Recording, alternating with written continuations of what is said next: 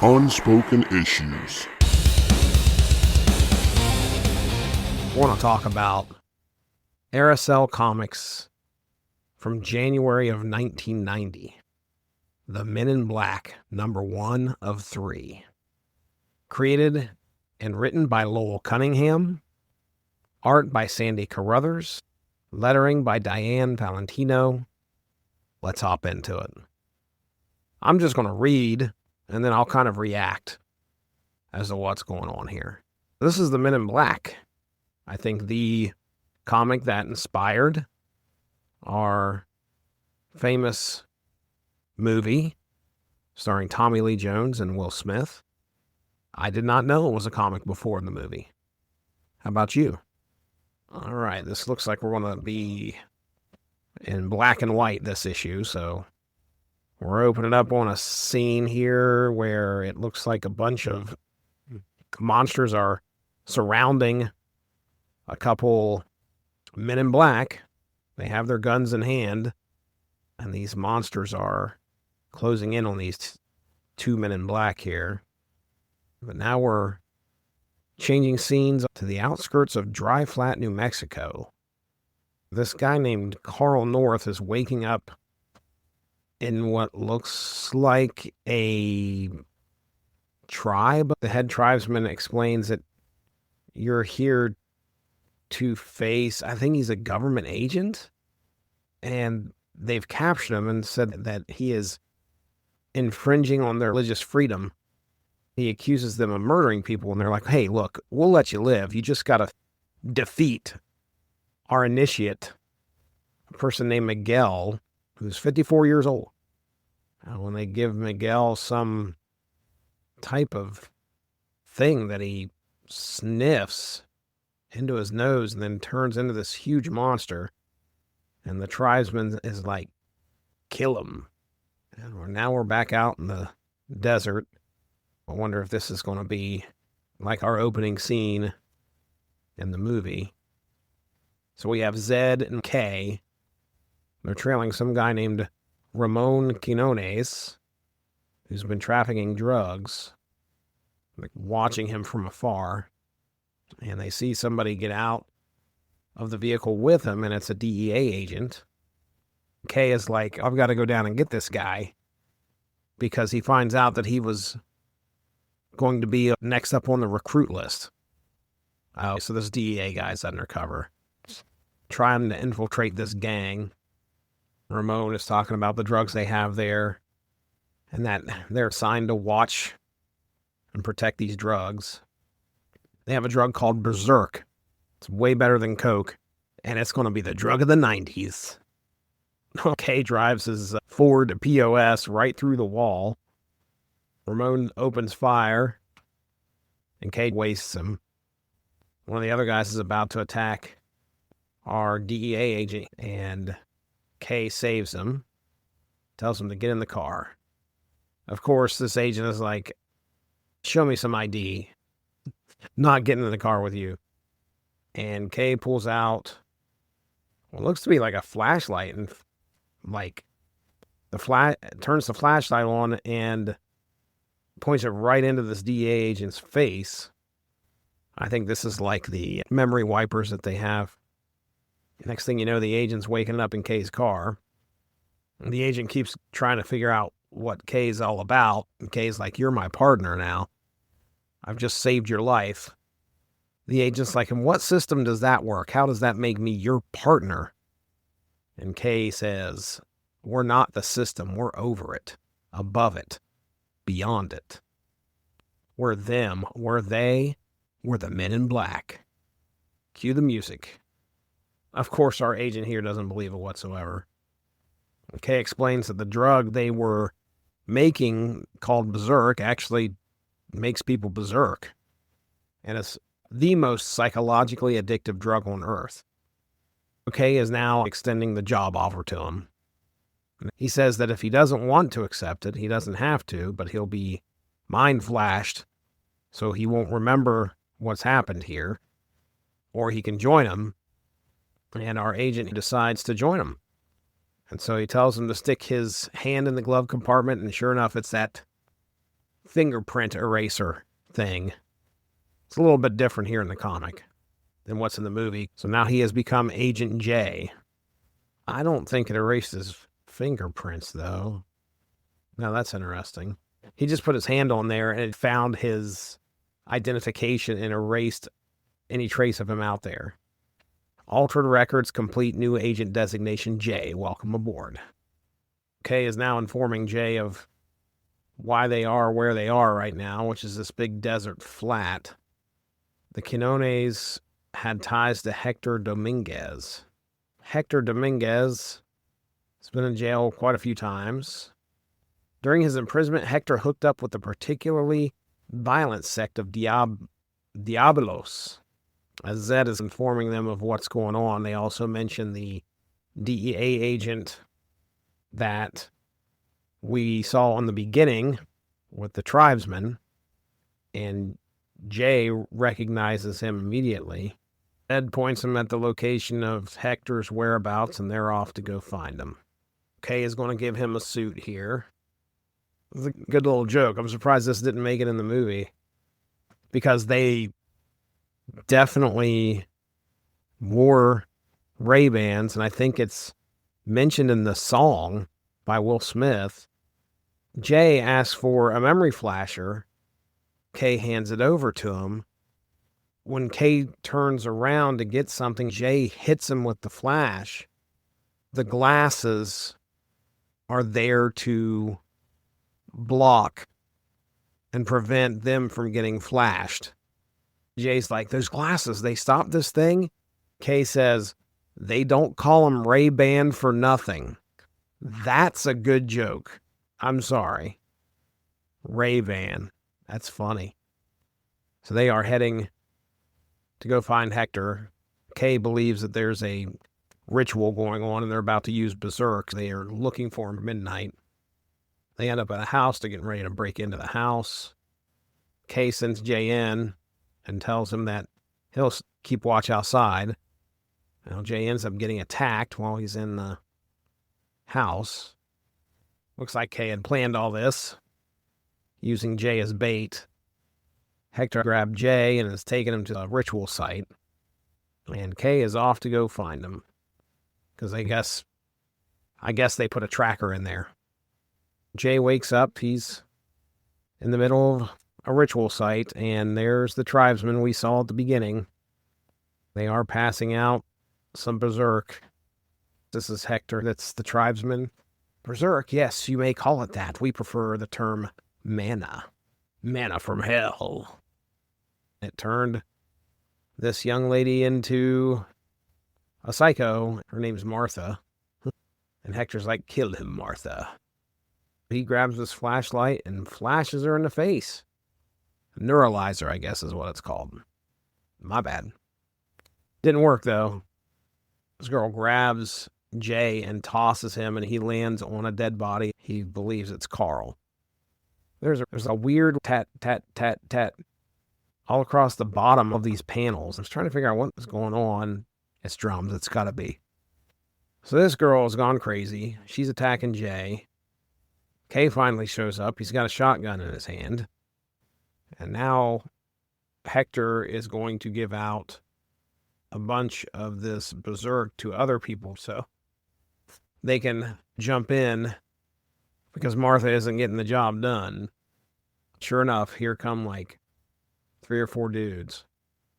Kay shows up and points his shotgun at the back of Hector and tells him to stop. Hector's like, I can't. So Kay's like, all right then, I'll do it my way. And he takes one out with a shotgun blast. And Kay tells the rest of them that, you know, the drug that you're looking for, the drug that you want, the drug that you crave so much. And he points a finger at Hector and is like, this man has the last of it in the whole world. They all take off after Hector and attack him. Kay picks up Jay, who looks like crap too. He got the crap beat out of him.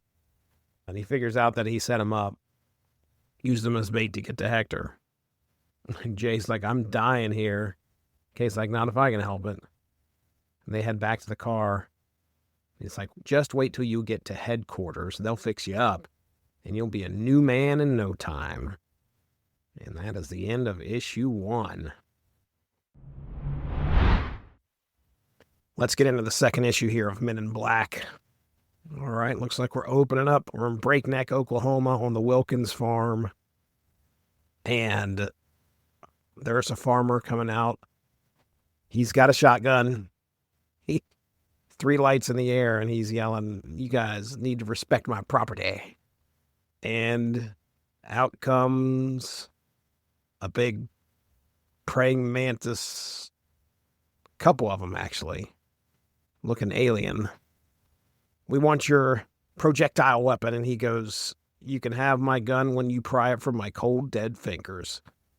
A line uttered by Vincent D'Onofrio. Now we're back at the headquarters for the Men in Black. Looks like Jay is participating in some martial arts training here.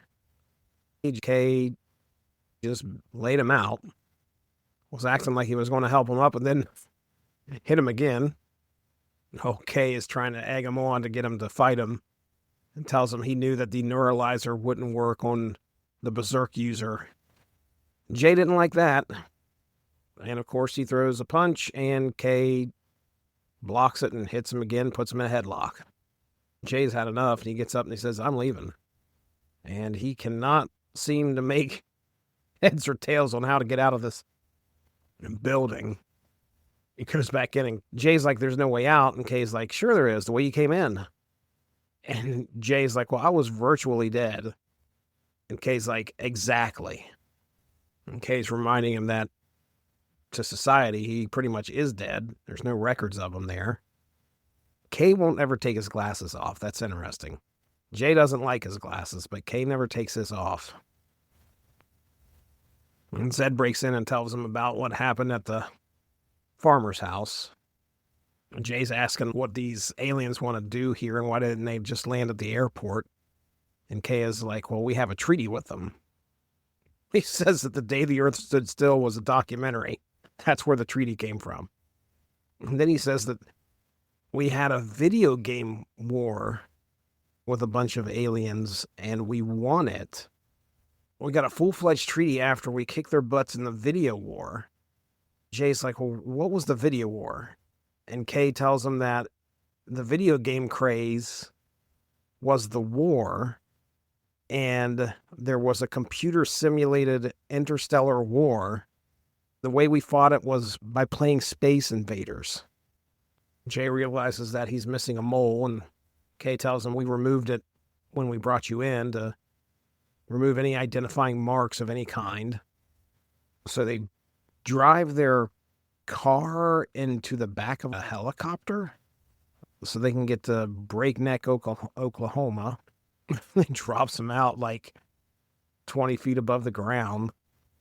Oh, it sounds like Zed was an alien. At least that's what Kay makes it sound like.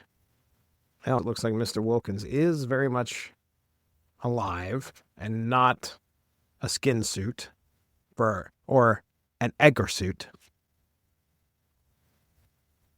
So they're talking to the farmer, Mr. Wilkins here. So Kay uses the neuralizer on him. So Kay is giving the farm couple here some instructions to tell them what happened. Kay is sitting back watching what the neuralizer did to him. Myrna, the wife, tells Kay that they plan on being back and they won't leave him alone until Horace, which is the farmer's name, is dead. And now he's asking Jay to pick a cover-up that they're going to feed the story to the couple here. This is straight from the movie, or the movie took this from the comic. Kay looks at the couple and says, "That wasn't a UFO you saw. Swamp gas from a weather balloon was trapped in a thermal pocket and refracted the light from Venus. That's what you saw." And Kay decides to try to make a phone call to check in with his job because he hasn't done that for at least 24 hours, which is interesting. Isn't able to get a hold of anybody there. He finds a paper talking about his buddy John North, the guy that died, the DEA agent that died. at the hands of Quinones, I think is who they were. They're also reporting that Jay is missing and presumed dead. So Jay feels kind of, yeah, he's a little upset because everybody believes he's dead. Kay comes back and tells him he's been investigating things. And he says that the aliens have definitely been there.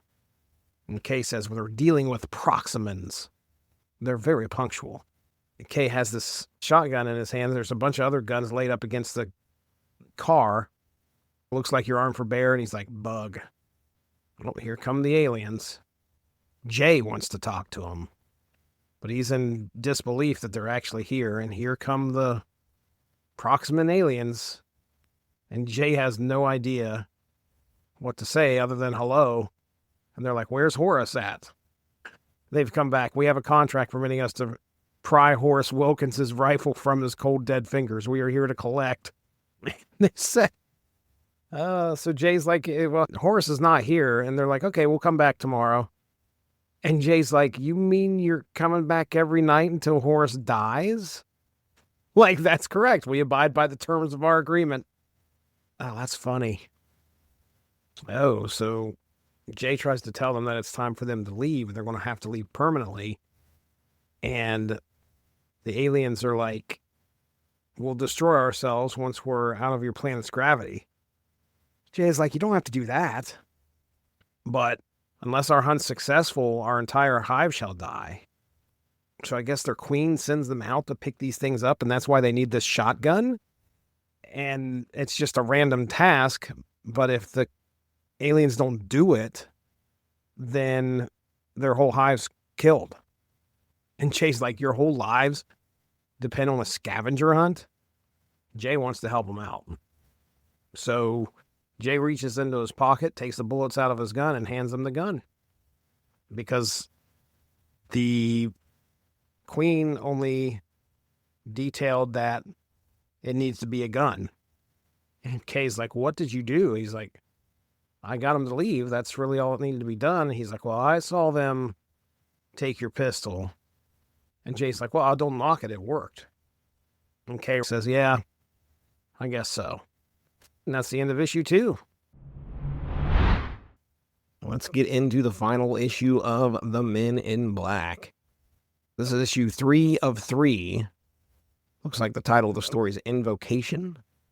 And we're opening up in Plaxton, Ohio, where it looks like there's 3 kids sitting around playing some tabletop RPG. I just did that last night myself. I have never heard of Plaxton, Ohio. I live in Ohio. There's plenty of small towns. Matter of fact, we have a small town called Fly, about 10, 15 miles from here. So this kid, the dungeon master, says if you roll a 6 or more, you actually summon a demon, and it breaks through the window and causes a bunch of havoc. The kid rolls a 7, and a real demon jumps out. The kids are astonished. Takes off running, runs through a window, and leaves the house. This other kid's like, what a great game. Now we're back at MIB headquarters where Jay and Kay are relaxing and playing a little poker. It looks like they're playing with tarot cards. Jay ends up winning with a sword flush. Jay's been winning because Kay is wearing his glasses and he's been seeing the reflection of the cards. Looks like we have a priority 1 alert. So they are heading into action soon. Zed has been kind of this background character this whole time. He's showed up via voice, mostly, and so nobody's seen him. Kay made a comment that he may not be human, so I find that interesting. So they're heading out to Plaxton because there's supernatural activity, which, you know, if you're a fan of the films, you just associate the Men in Black with aliens. So in order to get there quick, they have these like pneumatic tubes, and Kay is like, you're not going to like this. And so Kay has to tell him, you know, get in these tubes because we've got to get there fast. Yeah, this reminds me of the scene where Will Smith is in the car and Tommy Lee Jones hits the button, or maybe it was Will Smith, I can't remember, but either way, they go really fast and Will Smith's face is stretching and he's screaming. Well, that's exactly what's happening here. This book is actually really good. I understand why they used it for material. I mean, the concept is cool, but a lot of times you'll have books that you just kind of wonder how far the finished product is, like that maybe have reached theaters or on television. This is actually pretty funny and a decent read. All this world building is happening in 1990. So Jay is a little upset with Kay about the transport, and now they finally get into a car and push a button, and it changes the paint job to become a Ohio Highway Patrol car. Well, they finally arrive in Plaxton, and the town it's a small, like, village. A lot of EMS crews out, a lot of people standing in the streets. It looks like this demon has definitely done its job. Oh, and Kay's setting the sirens in neuralizer mode, which apparently can just hypnotize anybody that looks at the car. So Kay gets some policemen over there who are hypnotized, and one looks suspiciously like Don Knotts. Jay, of course, has problems with Kay hypnotizing everybody. Kay is telling the cops, hey, it was a tornado. And then he gets on the loudspeaker and tells everybody, there was no monster.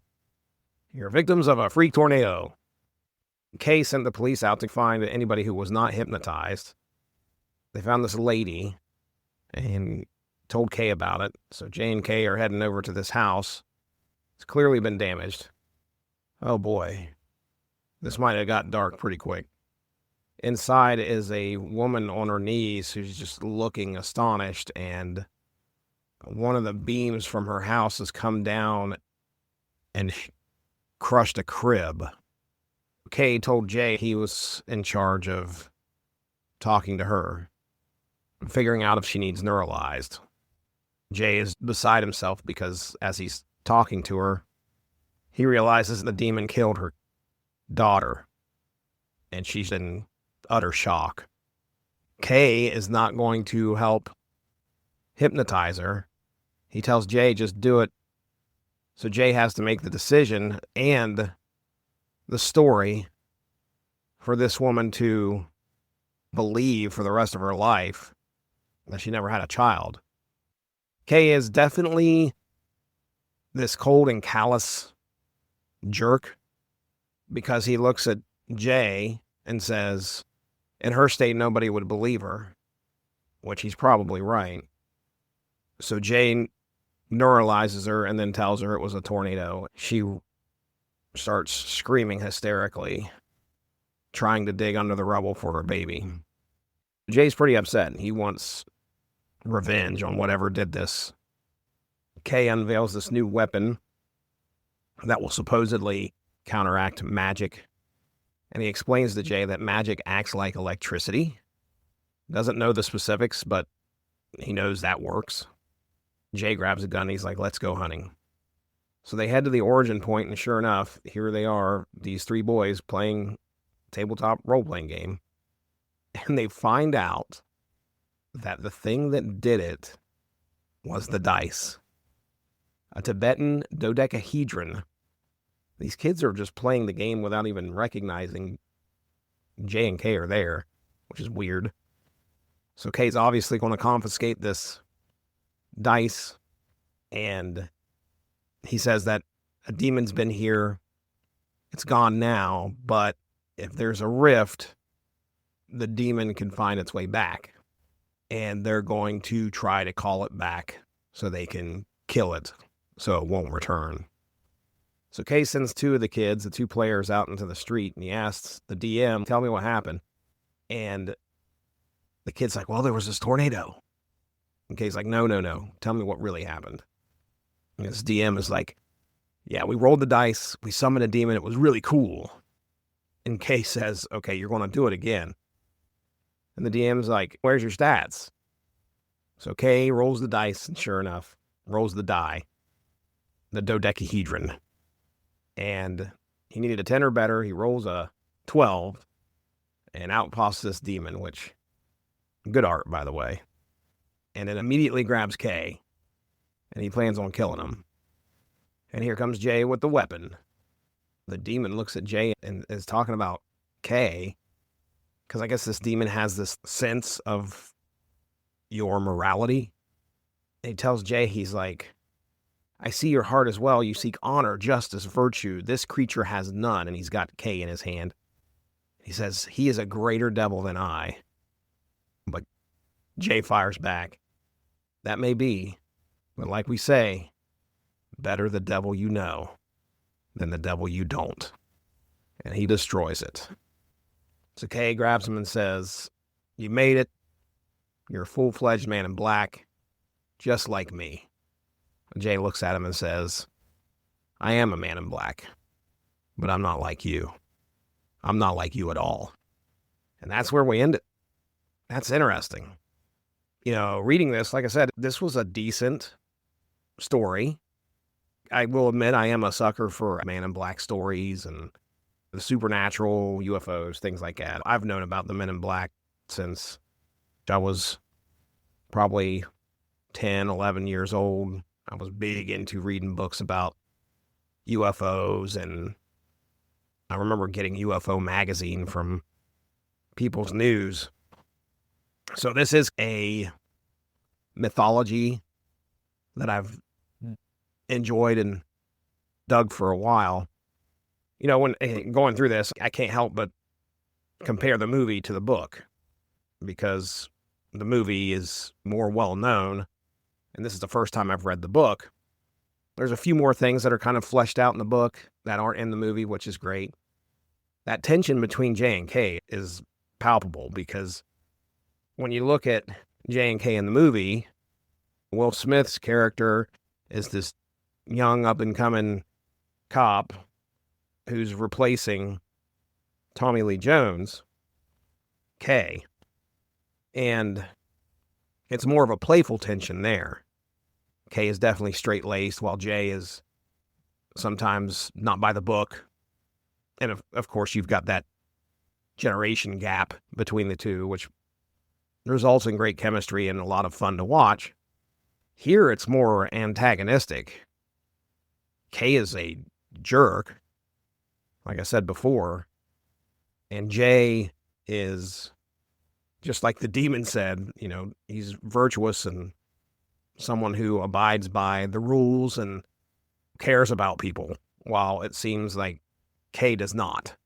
He's cynical. He's been in this game too long to actually care. So I appreciate that. Let's just take a look here real quick and see if there are any other Men in Black comics, which I know that there are. So that was by Aircel. After this, there's the Men in Black 2, apparently published between May and July of 1991.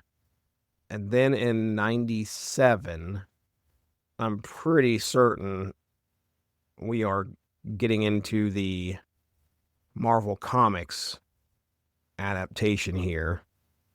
We have August of 1997. There's Men in Black Far Cry. Let's see if this is an adaptation of the second book.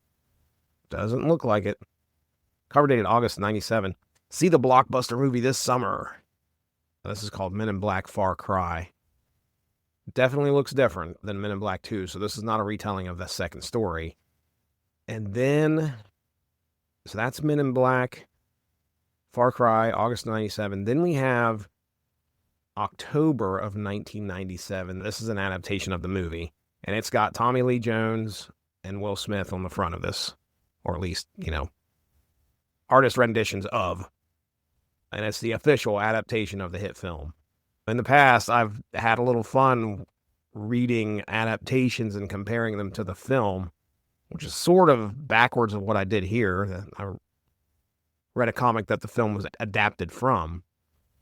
I'm always curious how faithful the books are. By this time, I think the movie's hit. They said summer blockbuster, so I'm sure it's probably faithful to the movie. But then again, you never know. Sometimes people are given a script and the finished product that hits the screens is a little bit different. And then finally, we have Men in Black Retribution, which came out in December of 97. Again, it's Tommy Lee Jones and Will Smith. It appears it's Lowell Cunningham writing all of these stories, right? Yeah, he wrote that. He wrote the second book. And Far Cry, he wrote Far Cry as well. Interesting journey there for the Men in Black. Going from Aircel to getting a blockbuster movie, which, by the way, watched it, I think, within the last year. And it still holds up, in my opinion. I think it's still a good movie. Let's close things out with an interview with Lowell Cunningham at the end of this book. Our interviewer is Aircel. And then, of course, Lowell Cunningham is responding. So Aircel asks, what led you to create the series The Men in Black? Cunningham says, a friend of mine, Dennis Matheson, is interested in UFO phenomena, and he told me of various rumors and legends surrounding UFOs. The most fascinating stories involved mysterious men dressed in black who invariably appeared after any UFO contact. I thought this would be a great idea for a series. Aircel says, I see, but your series doesn't focus on UFOs. Cunningham says, right. I changed that for two reasons. First, I decided that the main reason the Men in Black existed was to suppress socially explosive incidents, and that should include more than just UFOs. Anything that could upset the normal flow of society should attract their attention. The second reason is that I thought UFOs every issue might get boring after a while. Aircel asks, so you use the legends as a jumping off point? Cunningham says, yes. There's quite a bit of lore on the Men in Black organization, but nothing on individual agents. Pretty much all I've kept from the popular mythology are the clothes, the cars, and some of their methods. Their mission is quite a bit different. Aircel says, what about your heroes, J and K? Cunningham says, I'm not sure I'd call K a hero. His motivations aren't especially admirable. For that matter, J is constantly in danger of becoming like K. That's part of the continuing story. Aircel asks, so you think a hero is someone who does the right things for the right reasons? Cunningham says, pretty much. Jay tries to do the right things for the right reasons, but sometimes does the wrong thing, still for the right reasons. Just about everything K does is for the wrong reasons. K likes the power of his position, and, as the saying goes, power corrupts. Aircel says, do you think something like the Men in Black organization actually exists? Cunningham says, if it does, I hope someone like Jay is in charge. Aircel says, so you don't really think it does? Cunningham goes, who can say? If it does exist, we'd only know about it if it didn't do a good job covering its tracks. I'm mainly interested in playing what if the Men in Black actually did exist, what would they do? How would they do it? And so on. Aircel says, you seem to have given J and K carte blanche. Cunningham responds with, you mean equipment and other resources? I guess so, but an organization operating over and above the rest of the world would need agents who could go anywhere and do anything. Aircel asks, then can we expect to see J and K in bizarre locations? And Cunningham responds with, I don't know. I think it's interesting to see weird things happen in average, boring locations. It brings things closer to home if you think monsters are just down the street than if you see them 1,000 miles away. You'd be surprised what really goes on in small towns and neighborhoods. America is an interesting country. Aircel says, like in that ancient Chinese curse, may you live in interesting times. And Cunningham says, exactly. We live in interesting times, but it could be worse. Maybe we need a group like the Men in Black.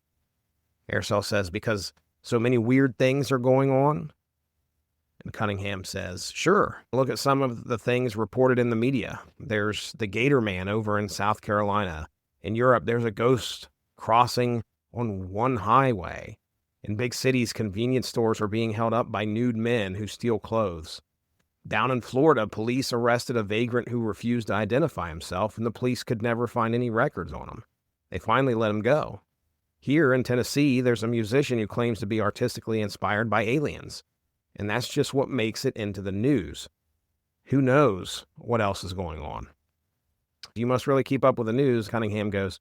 I think truth really can be stranger than fiction. A lot of what I've written for this series was inspired by news stories. The drug cults in issue 1 and the supernatural elements of issue 3 were loosely based on actual news items. Whenever I hear about something dismissed as hysteria or sensation, I immediately think, but what if it really did happen?